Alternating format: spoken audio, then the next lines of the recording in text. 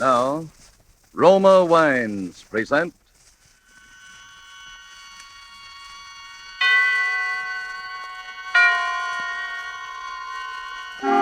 Suspense.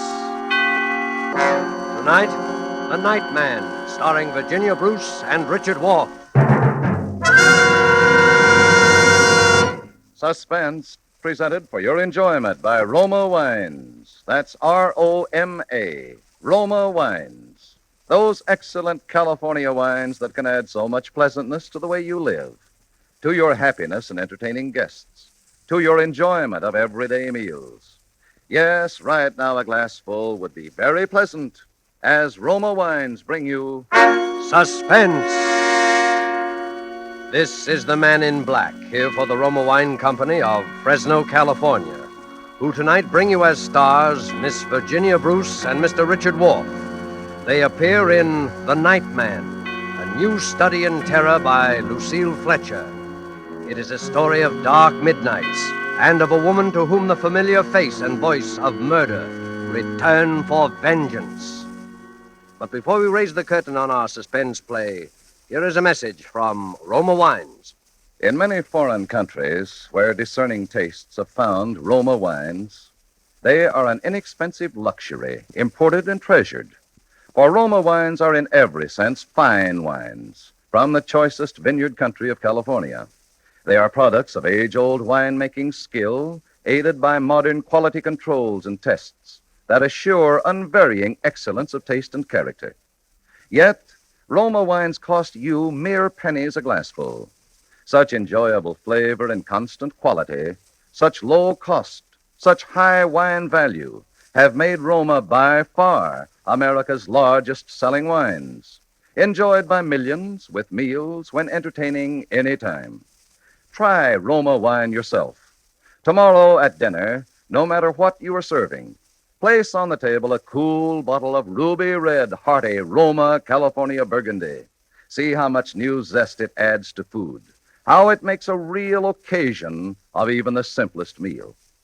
To enjoy this extra mealtime pleasure, just ask your dealer for R-O-M-A, Roma wine, made in California for enjoyment throughout the world. And now with the performances of Virginia Bruce as Stella Rhodes and of Richard Wolff as the Night Man, we again hope to keep you in suspense.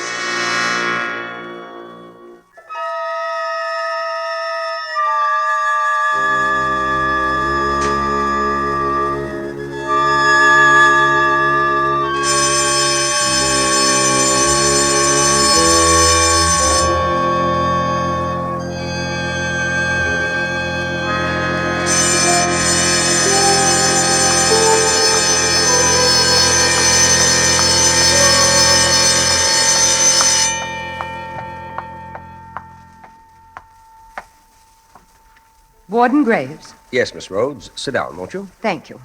I hate to disturb you like this, but I've traveled clear across the country. They wouldn't give me the information over the phone. I know. You know what this visit is all about, Warden. To some extent, yes. You think one of our prisoners, Tom Nixon, has escaped. He has escaped. I'm as sure of it as I'm sure of sitting here now.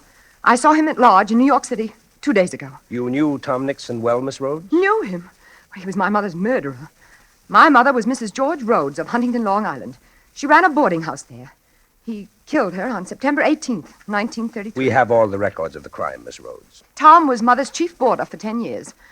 Know him? Why, I sat opposite him at dinner table from the time I was a girl of 15.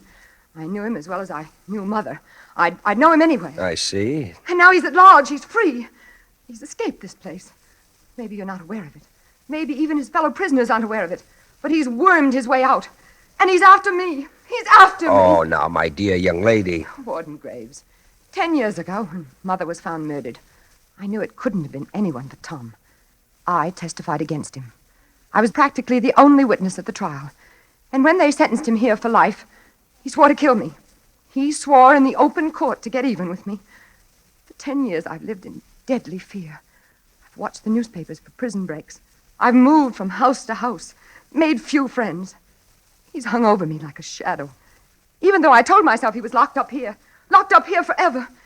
And now It's come. And where exactly did you see the prisoner, Miss Rhodes? That's just the point. That's why I know he's after me.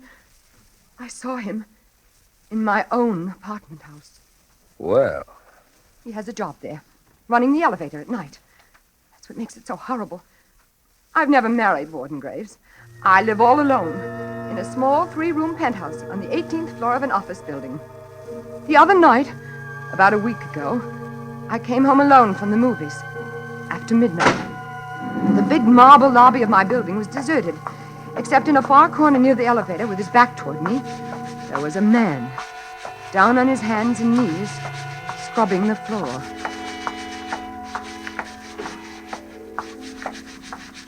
Good evening. Evening.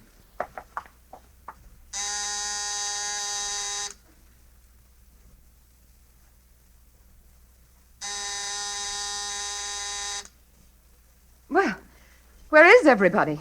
Isn't the elevator working tonight? You want to go up in the elevator, Mum? Certainly. I'll be right with you. Okay, Mum. What floor? I was in the elevator, and we had started to ascend before I really saw him. It was Tom. His hair had turned white, and there was a horrible stoop to his shoulders. But everything about him, the crook of his head, his high, thin, bony nose, the hollow cheekbones, were all the same. And then he turned and stared at me. I could see those deadly, pale, cold eyes, those heavy eyebrows, still black, that familiar, quiet, sarcastic mouth. What floor, Mum? My floor. Yes, the penthouse, please. Penthouse? Where's that, on the roof? Yes, on the roof, please. 18th floor. Okay. Warden Graves. It was like being in a cage with a wild beast. He kept watching me, peering at me furtively as the elevator moved with agonizing slowness up and up past the floors. I shrunk back, averting my face. The light in the car was dim. My only hope was that he did not recognize me. Here's your floor, miss. Thank you. Good night. Good night. Good night. You can go back down. I don't need anything, thank you. What's the matter? Forgotten your door key? No, it's right in my bag. I'll find it in a minute. You want me to let you in? Let me in. No, good Lord. I got pass keys to all the doors. It's no trouble. No, thanks, but No, I have it right here. Good night.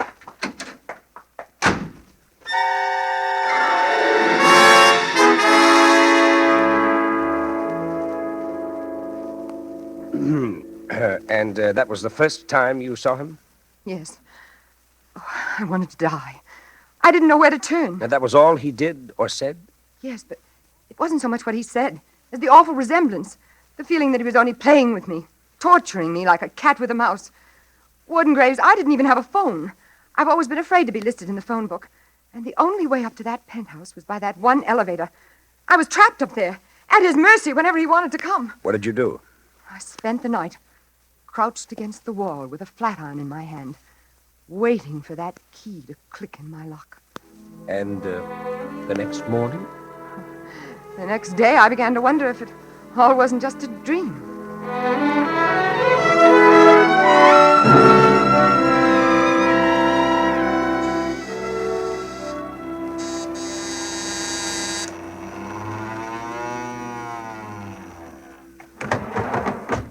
Good morning, Miss Rhodes. Good morning, Gallagher. Lovely weather we've been having. Lovely, dry and brisk, but not too brisk. Not overcoat weather yet. No, not overcoat weather yet. I was only saying to Foley this morning. Gallagher? Yes, Miss Rhodes, yes. Who's that new nightman running the elevator? The one who came on last night? Oh, Foley? You mean Foley, Miss Rhodes? Why, that's Charlie Foley. Nice old chap, ain't he? Very friendly and obliging, too. Treated me to coffee this morning before I came on. Charlie Foley. Yep, that's his name. They're very partial to the Irish here in this building. Gallagher, Foley. But he's a nice, trustworthy chap, Miss Rhodes. Honest, too. Good morning, Miss Rhodes. Good morning. Forget something, Miss Rhodes? No. Just about this Mr. Foley. It's just that he's rather odd-looking. I was wondering where he came from and if he's perfectly all right. All right. Let me tell you something. He was personally recommended by Ellsworth, Hitchcock, Pearson, and Scott, the owners of the place. And that's the first time that's ever happened in my experience. Don't you worry about him, Miss Rhodes. He's a good man, member of our union, and married with 2 children. Believe me, when the owners recommend a man, there's little left to be said. Well, it all sounds like a foolproof alibi, Miss Rhodes. And so you went back? But I didn't want to, even then. I spent the day hunting for another apartment. But you know wartime New York, Warden Graves. There wasn't another apartment to be had. I let myself be convinced until that night when I saw him again.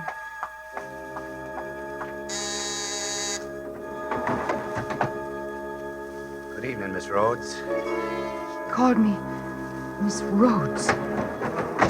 And now there was a cruel, sarcastic smile about his lips. The kind of smile I'd seen him give to Mama. You think he recognized you then? Recognized me? Warden Graves, I haven't changed. Perhaps I've grown a little thinner. Don't you see he'd come there only to trap me? He'd taken that particular job, plotted, schemed. Here's your floor, Miss Rhodes. It was only a question of when he was going to do it, when the axe was going to fall. He kept grinning at me as I stepped out of the elevator. Good night, Miss Rhodes. Good night.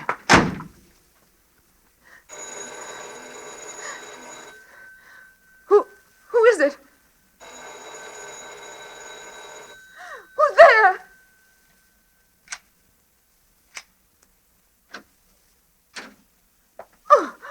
Oh, excuse me, Miss Rhodes. There wasn't any answer to my ring. What do you want? What are you doing here? It's your laundry.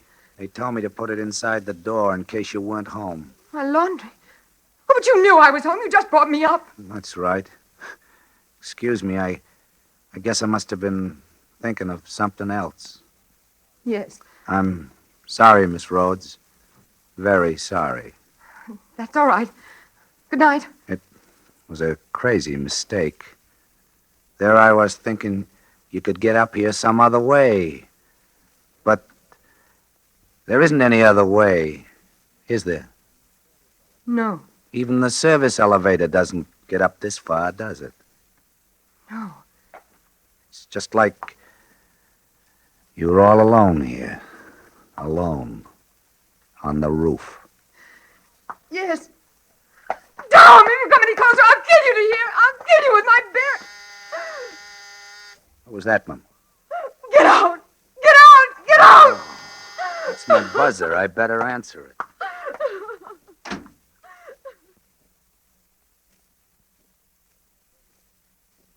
And then what happened? Nothing. He came back again that night? No. I haven't seen him since. I barricaded myself in that night. Once it occurred to me that I might escape by running down 18 flights of fire stairs. But the thought of meeting him back in the gloomy darkness kept me back. And I didn't know where the fire stairs ended. Perhaps in the cellar, where I would be utterly defenseless. It's too bad you don't have a telephone. Oh, it's horrible. The next morning, I got down to the public phone and put through the call to here. But it wasn't any use. That was the day I was out of town. Yes, but Warden, I still don't see why they couldn't have told me. After all, I was giving them information. It's one of our strictest regulations at Osawatomie State Penitentiary never to discuss any of our prisoners over the telephone. That's what they said. So you came all the way out here in person. Yes. And now you wish me to send someone to apprehend this man. I want you to bring him back, that's all. Back where he belongs. Miss Rhodes, Tom Nixon doesn't need to be brought back. He's here. Oh, no, Warden Graves. Please, I've seen him with my own eyes. Talked to him face to face. Maybe there's someone here calling himself Tom Nixon. But he's escaped. He's free. I know it. Will you just step this way with me, Miss Rhodes? No, I don't want to see him. I don't want to see his cell or talk to anybody or... Tom Nixon's dead, Miss Rhodes. He's buried in the prison yard. I'd like you to see his grave.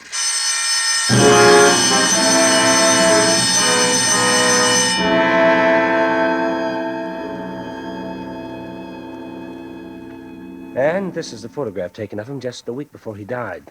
You see, he wasted away quite a bit. He was in the infirmary all last year. Became very religious, too, toward the end. Spent a good deal of his time praying. Praying? Mm-hmm. All the fight seemed to go out of him as soon as he knew he was seriously ill. But you'd say this was his picture, wouldn't you, Miss Rhodes? Yes, it's Tom, all right. Mm-hmm. And these little personal belongings. Ordinarily, we turn these over to the family, but in Tom's case, there wasn't much family. You'd recognize these as his. Yes, I don't know them all, but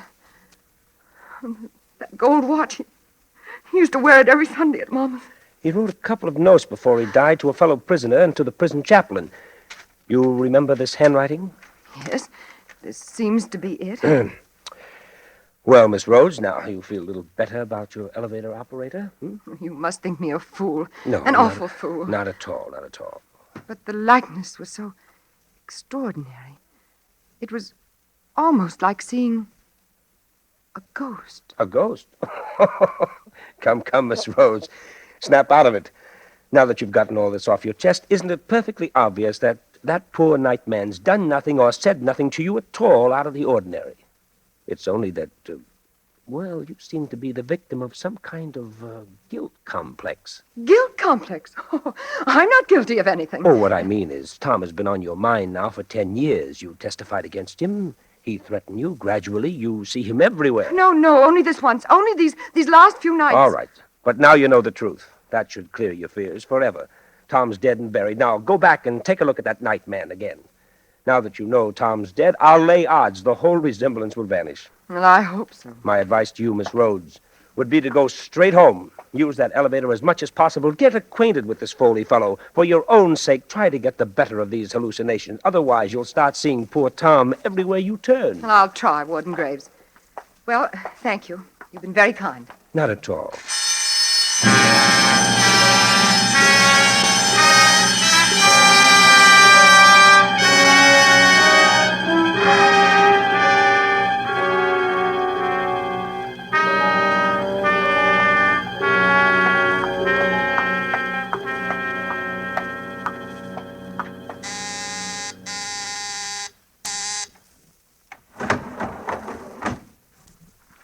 Good evening, Charles. Evening, Mum. I have some bags here, Charles. Will you help me with them, please? Okay.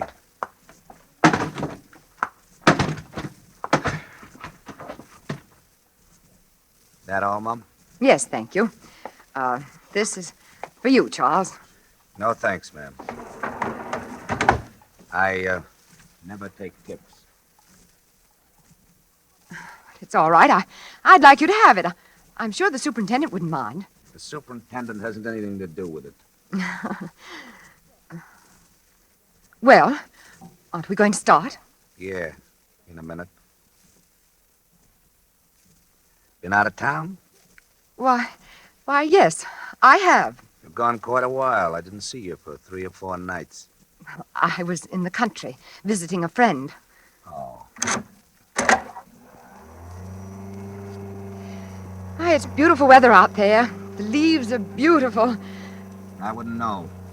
You live in the city, Charles? Of course. Oh, isn't it hard to bring up children in the city? Children? Yes. Didn't I understand Gallagher to say you had 2 children? Me? What chance I have to have any children? Oh, I'm sorry. I'm a bachelor. By the way, my name is not Charles. Well, guess this must be my floor. No, it's not. Then why are we stopping? The elevator's stuck. Power's been cut off. Cut off? Mm-hmm. Oh, but how could that happen? It's never happened before as long as I've lived here. Yeah? Well, sooner or later, I guess it had to happen. Isn't there some way we can get it back on? Some buzzer for the cellar or something? If the power's off, the buzzer isn't working. It's a wonder the lights are still on. The lights? Yeah. They'll go out in a few minutes, though. And then it'll be black in here. Black as a grave. Let's get out of here. Open the door. Can't. She won't budge. But you haven't even tried. I don't have to try. We're stuck between floors. The door's flush with the solid wall. Solid wall? Yeah. We're kind of bricked up in a cell. But there must be some way out of here. Isn't there a little door in the roof? Something you can pry open? Something you can climb up out of into the shaft? I don't see any. Oh, but there must be. Climb up and feel around before the light gives out. There's nothing to get hold of. It's nothing but steel and mirrors. And I'm not tall enough. Stand on my bags. That's a good idea. They'll never hold me. Oh, it's all right. Just hurry. Here, the Gladstone's strongest. No, never make it. Oh, but stand on your tiptoes. Stretch. No. Let me try. Oh, dear, no, I can't. I didn't think so. Oh, what are we going to do? What are we going to do? Wait. Wait. Wait until somebody comes along downstairs and finds the elevator stuck, and then rings up the superintendent. Oh, but that might be hours. Sure. No! Help! Help!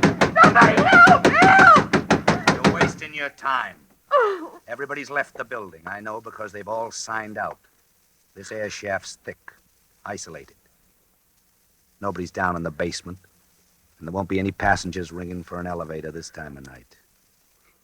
You seem awfully sure about all that. Why not? Cigarette? No, thanks.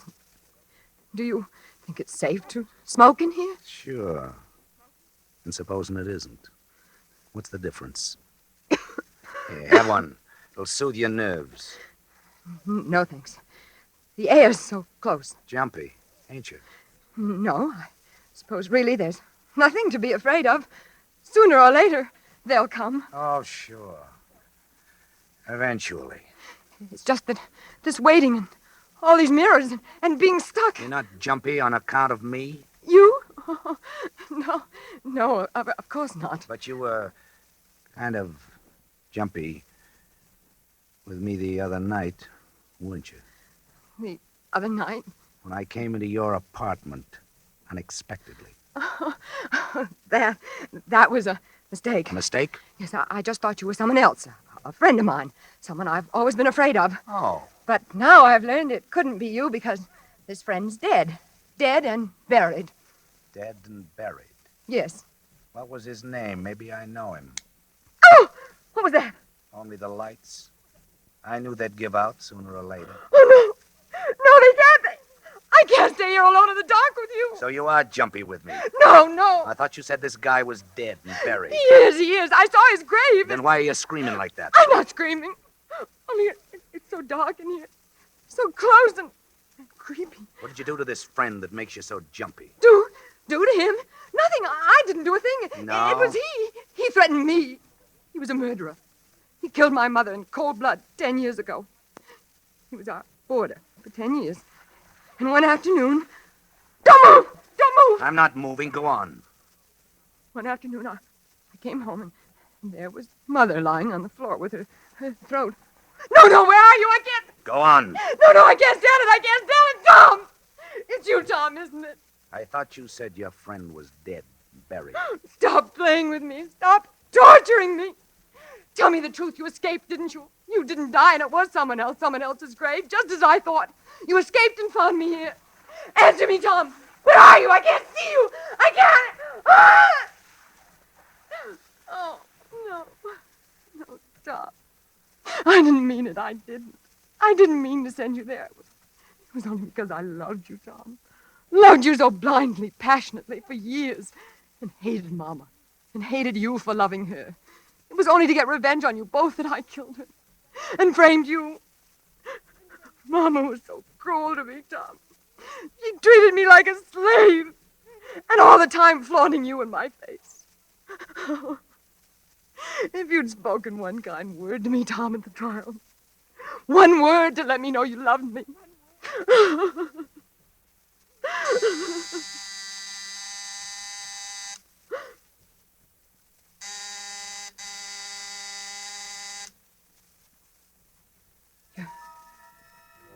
You're going to kill me, aren't you, Tom?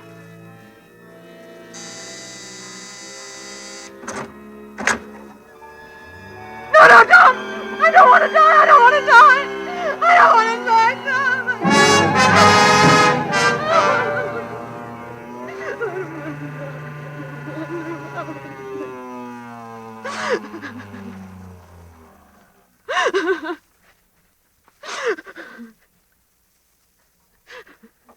Here's the lobby, Mom. You can get out here, or I'll take you back up to the penthouse as soon as we've picked up the other passenger. On the lobby? You brought me down to the lobby? Yes, Ma'am. Then you're not Tom? No, Ma'am. You're not going to kill me? I'm free? Yes, Ma'am. Then it was all just a crazy illusion. A nightmare because the power went off and you look so much like Tom Nixon. Oh, forgive me. Please forgive me for being so absurd. It's okay, Ma'am. And you'll forget about those silly things I said, won't you? I didn't mean them. It was just because I was beside myself. What silly things, Mom? Those silly things about my mother and Tom. And now, this is for you. No, I insist this time. I insist. I'm sorry, Mum. But I'm afraid I never accept tips. Oh, but you must. Particularly from people who framed my twin brother.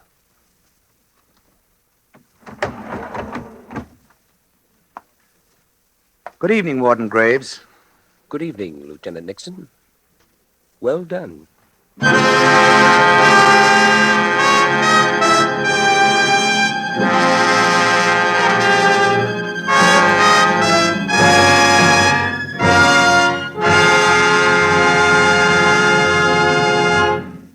And so closes The Night Man, starring Virginia Bruce and Richard Wolfe.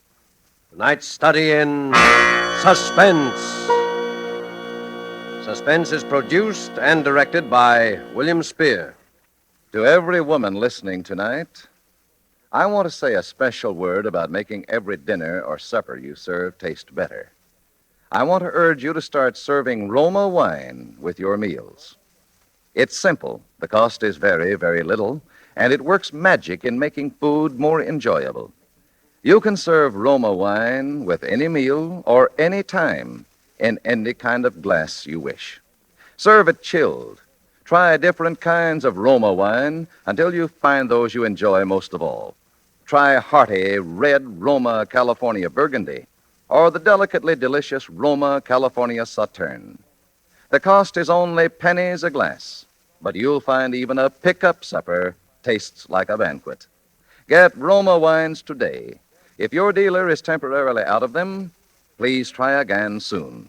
Just ask for ROMA, Roma Wines, America's largest selling wines, made in California for enjoyment throughout the world.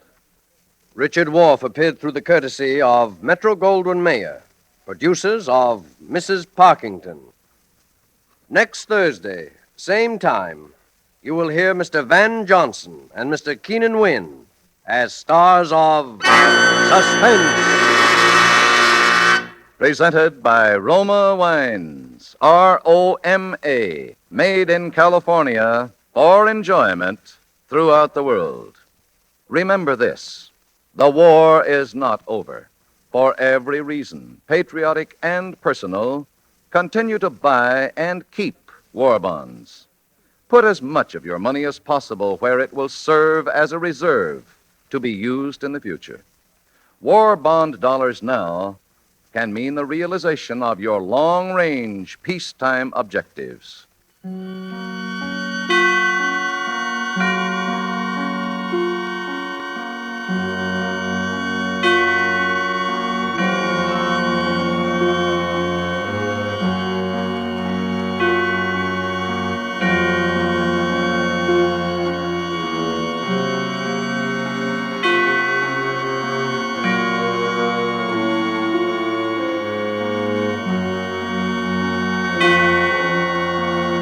This is CBS, the Columbia Broadcasting System.